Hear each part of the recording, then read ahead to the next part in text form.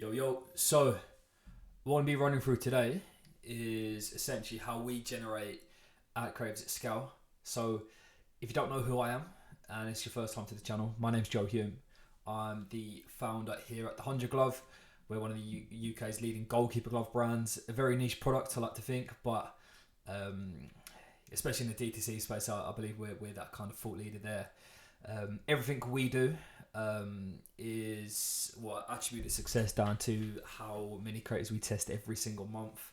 As you can see, any given time, doing about 500 every single month, different creative assets, which allows us to test concepts and gather data efficiently and also quickly.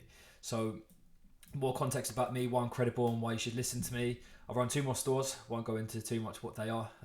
If you're not to Google, I'm sure you can find it. But I've also exited multiple other brands since 2016. So I've been in a space since where you could run boosted posts on Facebook in 2017, 2018 and get 12 return on ad spend. Long gone are those days. You know, strategies evolve, things are different. So I'm here to kind of teach you about what's working for us and how you can kind of see the best possible results that you want to be seeing, right?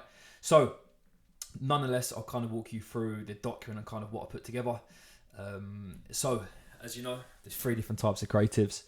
You've got statics, GIFs, however you want to fucking say it in videos. And there's 3 different ways you can measure how successful they're going to be. Now, I'm not going to be here to say that one is better than the other, because, you know, even though right now I'm going to get onto what we're doing, that might change in 6 months, that might change in 6 to 12 months. So it's all about finding out what works for you, taking what works, applying it, and kind of go and trying to scale it and go ham with it as best as you can. So for us, what I like about statics is it's fast to test, it's cheap, production cost is cheap, and return on investment there is infinite, because of course it's a proven concept and it's worked for years and years and years. Now, if we go to GIFs, again, however you want to fucking say it, the speed to cook it up is mid. It's definitely quicker than videos, but of course it's then slower than statics because there's that the visual element towards it, right? The cost to do it, again, is mid because graphic design as a skill set, if you're looking at statics, it's a skill set that is, I've just got to take the watch off because I'm getting fucking pinged left, right and centre. But finding people who are familiar with animation, it's a lot harder and the skill set's different than graphic designers, put it that way. And a return on investment, it's a newer and less proven concept, I like to think. You don't really see it in too many ad accounts. So I like to think the return on ad spend there is a little bit less than what you see through statics. And that's not me saying it won't work. Of course it will fucking work. But again, it'll be harder just to prove that concept a lot quicker than the statics. Videos, everyone loves videos at the minute. Everyone, says it's the be all and end all. I disagree. Why? It's slow to produce. You know, you need your actors or creators, however you want to call them. You need your editors. You need to write the script. You need the storyboard and all that fun stuff. So because of all the different kind of moving parts you need, it's expensive. But once you get it working, once you get it cracking, it works incredibly well. But yeah, my main kind of bottleneck here is with the speed you can cook them up at. So I've used every single type of creative inside our ad accounts and our client ad accounts for about, as I said, since 2016 really. So what's that? 8 years at this point. Until February of 2024. So over the past 2 years that 100 Glove's been live, we was always 95% videos because that's what worked. We were heavy on TikTok, we're heavy on Meta, and of course we still are. But since February 2024, something changed. I don't know what changed. If you're familiar with that, let me know. But now we're 95% statics. The reason for that is, again, they're quick to kind of cook up, they're cheap to produce, and the return on investment is there. So for us, performance is up, production cost is down. Now for that, of course, it's a win-win scenario. So that's essentially what's working for us. Now, I said a minute ago, it might not be a fit for every single brand, but it's down to you to figure out what works for you and to run with it. Like for some brands, like, the GIFs, the GIFs, whatever, they might work for you, but statics perform shit. Or videos might work for you and statics is shit, or vice versa. Down to you to test out what works. Now, as I just said, my personal favourite is the statics. And that's exactly what we focused 99.9% of our efforts towards every single day. Now, there is a sweet science in terms of how we do this, and the formula I'm going to walk you through isn't just for statics, it's for all three of these different concepts. But I formulated a 6-step guide on how my team carry this out every single day. Now, if you follow me on Twitter, if you don't, I recommend you do. I kind of wrote a thread breaking down what we do and why, but I'm also going to walk you through in a lot more detail how we go about doing that, also with some visual examples. Now, I probably missed a step out here, so this is obviously 5, there is 6 steps. But we have the research personas, which I think is arguably, well, it's the foundation. If you don't have that, then, you know, nothing will ever scale with shaky foundations. Research your personas, design, test, optimize, and analyze. Now I'm going to walk you through every single one and kind of give examples. Step 1 is define your ad goals. Obviously we don't have that up here. It's the boring part.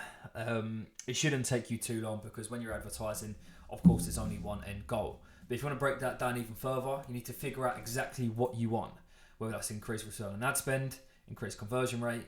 If you want to be profitable in your first purchase, you need to be specific, right? Because of course that is going to shape your entire strategy and what you need to build around. Examples: increase return on ad spend by 2-fold, increase your conversion rate by 1.7% on X landing page, whether that's going to be a listicle, a 5 reasons why, or a generic kind of product page. You know, that's down to you to figure out what exactly you want to be doing with that.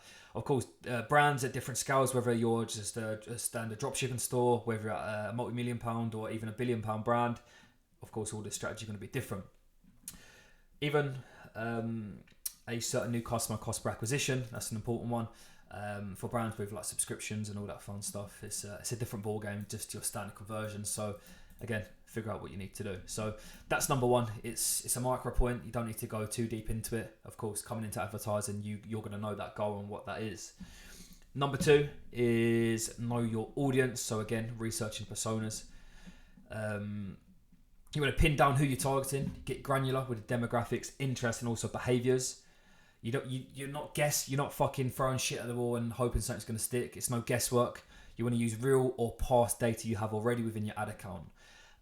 If you're a new brand, what we did when we first got started with the 100 Glove was go heavy on Reddit. Now, Reddit is, if you don't know Reddit, it's a type of forum, right? So the reason we went on that is because that's where our target audience were. I wrote a guide on how to use Reddit as best as we can. It's kind of a step-by-step guide on how we're doing it for the 100 Glove once more. And I'm going to put a link to this entire document in the description. Fucking hell, what's pinging me? It's going to be I'm going to put this entire link in the description, and you can access this. If you just click here, that should take you there. Pretty detailed, gone pretty deep on that, but yeah, hopefully you're going to find some use out of that. Now for us, again, I'm just going to make it specific towards my brand, because you know it's what I know, and it's how I can kind of best guide you through what that looks like. Example audience profile is age 25 to 34, gender female. Now what we found is our most engaged audience is a mum with a kid who plays football, soccer. Please don't, actually I'm not going to call it soccer. I'm based in the UK, if you can't tell, so we don't call it that. But they have a son, they have a daughter involved in a sport, and they also follow higher end sports brands. Their behaviours, they're frequently online, shopping online for sports gear, active on forums and social media groups, and that is why we decided to use Reddit. And honestly, there's so many hidden gems you can find there. So if you're stuck where to start or where to kind of look at Reddit. It's the easiest part. But yeah, kind of jot everything down, figure out what you need to do, and that's you from there. So that's step number 2, nice and easy. Now, step number 3 is the more complex kind of thing. Honestly, I fucking try keeping this as short as I possibly could, but there's tons of things we can do. But number 3 is craft your killer creative briefs. So you don't go straight from your research into your design, right? You need to kind of figure out what you need to do. You need to kind of put together your headlines, your inspiration, all of that fun stuff. So where I like to start is you find inspiration. I will probably make these in separate videos using foreplay.co and the ad library is the 2 most basic and standard kind of ads apps out there, but they do the fucking job, right? So you don't need to look anywhere apart from them too. So use these two tools, and you want to clearly define exactly what you're offering. Is it a singular product? Is it a bundle? Or is it a limited time discount you're pushing across? Now you want to outline your key messages, determine the core message you want to communicate. This should be the primary takeaway for anyone who wants to see your ad. Again, this is where I think this part is important, where you kind of find inspiration from similar brands, competitors, or even ads across the board in different markets you like. You can just kind of put them together. And you want to figure out the tone and the visual style. Decide on the tone of your ad, how it should sound, and how it should feel. The visual style should complement this tone and be consistent with your brand identity. Now, this part here, probably you shouldn't get caught up too much on that. I'll tell you why. If you're a controversial, right? It's going to be controversial. If you're a sub-billion pound brand, you shouldn't give a monkeys about what people think. Unless you're an ultra luxury or £1 billion brand, brand identity does not fucking matter. And I'll tell you why. The game of advertising, it's an echo chamber. There is 1,000,001 different brands offering the same product you're offering, right? And how do you stand out? You will stand out by offering direct response principles. You stand out by doing things the brands wouldn't do. It's the biggest lever you can pull to cut through the noise. So if you're sticking to your fancy and frivolous fonts, you're going to stand out? No, you're not. And I have this battle with brand owners all the time. For example, if someone comes on board with us and they say, like, listen, I want to stick to this colour scheme and this font, or we produce a banger ad and I know it's going to perform based on what I know works, and they say, oh, it doesn't fit brand guidelines, I'm going to tell you to fuck off. Because do you care about how your brand looks or money in your pocket? There's your answer. So on a side quest, but ignore that. Just be consistent across the board is what I'm trying to say. You want to keep it tight and actionable. Your brief should be concise but comprehensive. It needs to provide clear direction for the creative team without overwhelming them with unnecessary details. Like, for example, you do not want to put too much text in the ad. It's going to bore people. They're going to go away and they're not going to look at it. Simple, quick and snappy headline, 3 or 4 unique value points, some social proof. That's all it needs to be. Okay. Now, you're probably thinking, Joe, what do I do? Like, this is a lot of information. I've given you a creative brief example based on what we do internally. So,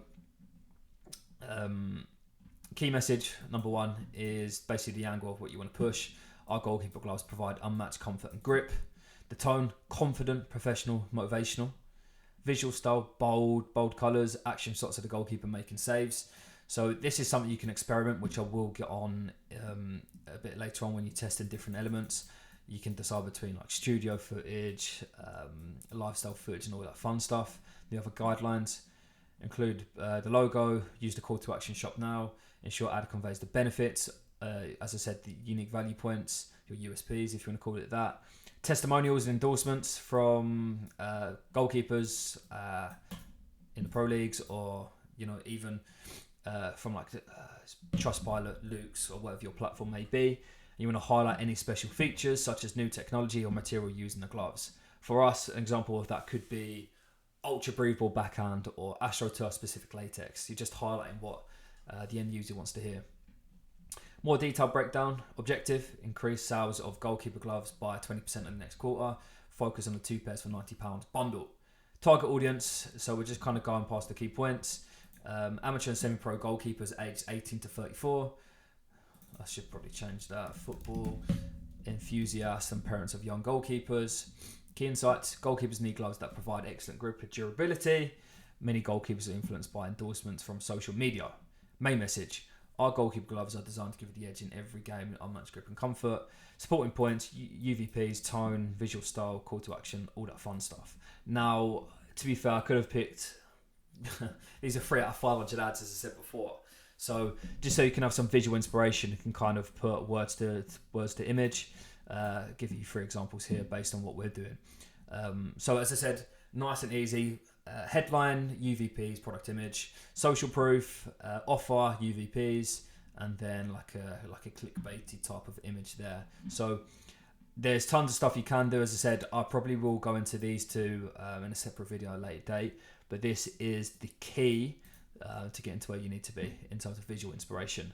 So hopefully I didn't bore you too much, but that's where we need to be. That was step number 3. This should stay step number 4. And step number 4 is testing. So depending on your testing structure and meta, again, a video I can kind of touch on at a later point, but you want to test everything. And I mean everything, because that's how you can come to conclusions nice and quickly. So for every single ad you generate, you should generate 2 further variations. So overall, you should have 1 concept, 2 variations of the concept. Okay, I spelled that wrong, whatever. So for example, just so you can picture what that looks like, this is a concept, the 100 glove cycle, step 1, step 2, step 3, social proof. Now, this probably won't work. So we're thinking, how can we improve the chance of this being a winner and taking the majority of spend with an ad account? Now, that could be different colors in this scenario, different colors and a different product. So we've got the yellow and a different model. We've got the pink and a different model. We've not changed anything else because we're testing 1 variable at one given time. So you want to test macro factors, color schemes, structures, headlines, and use metrics like click-through rate and conversion rate to measure the performance of that. Don't worry too much about this for now. But examples, version A, ad feature in product 1, ad feature in product 2, product 3. And there's your examples. Or you can do things a little bit different and you can kind of go for a bigger swing. So we've got different structures here. The cheat code to better performance. The offer is in yellow and it's on the bottom left. We've got a different image. We change the images once more, change the colors. Got the offer top left, and again change the bottom left once more. So we're just changing things over and over, testing big swings, because at the end of the day, you don't want to rely on 3 ads per week, so you're not going to find a winner. For us, we're probably seeing 1 in every 10 to 12 ads are a winner. So you want to test things quickly, you want to test things fast, because at the end of the day, you'll come to conclusions way quicker. Okay, so hopefully that makes sense, and yeah, it's a lot shorter than a previous point.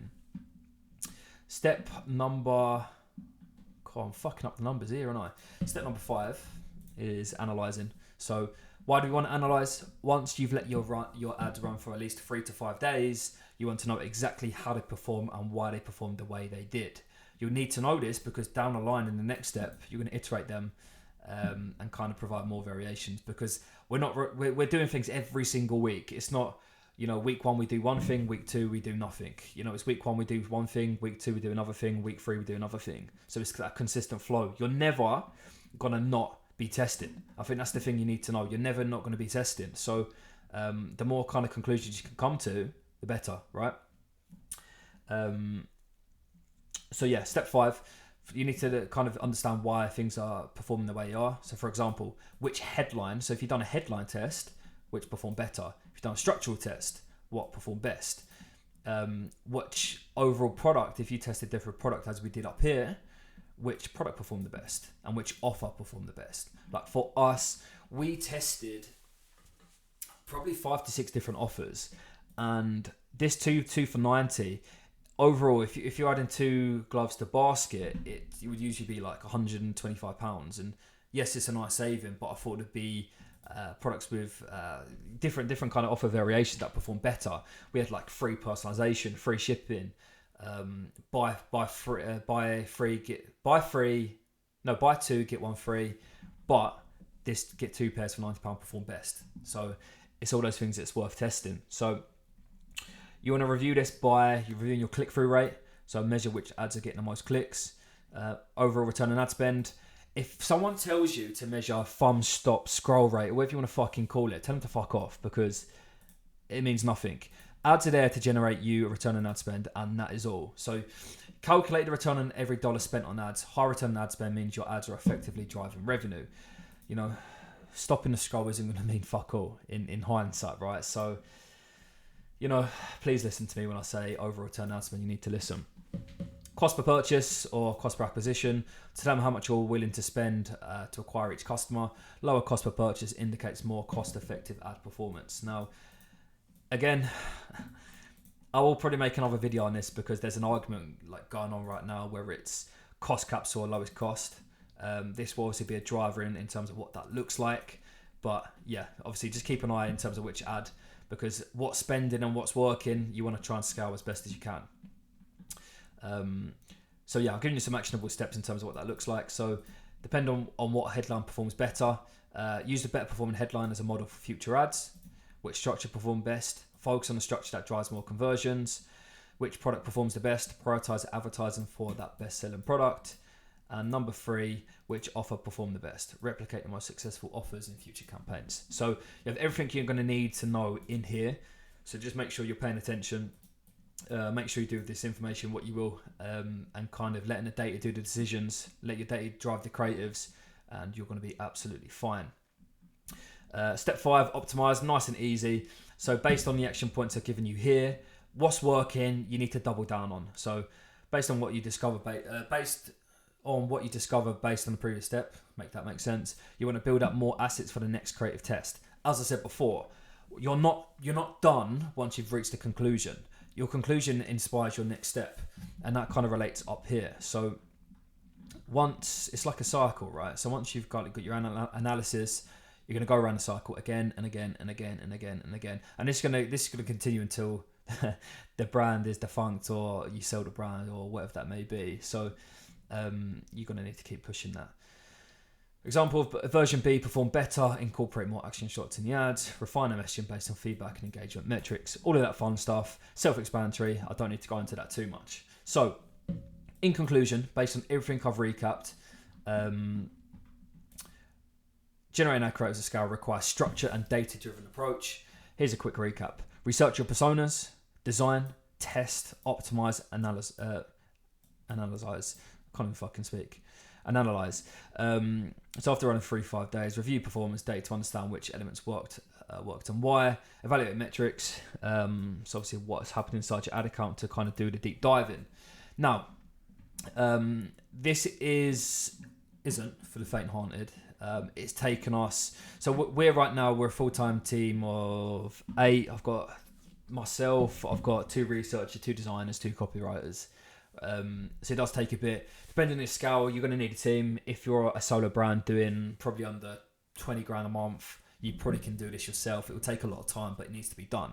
Now, if you don't have the time to do this, you've seen the steps and you understand the process of generating creatives at scale. But if you want to save time, maximize your efficiency and results without the hassle, that's what I'm here for. I put a link to book a call in with me here. Just click that, book a time for whenever works. This, as I said, this document will be in the description along with my links as well. So yeah, we're doing it for a few brands. I'm doing it for my internal brands. So let the team that scaled my internal brand scale yours. It's as simple as that. Hopefully you found some, hopefully you found some good feedback from this video. And if you've got any questions, feel free to comment below. But hopefully you found some value, and I will speak to you soon.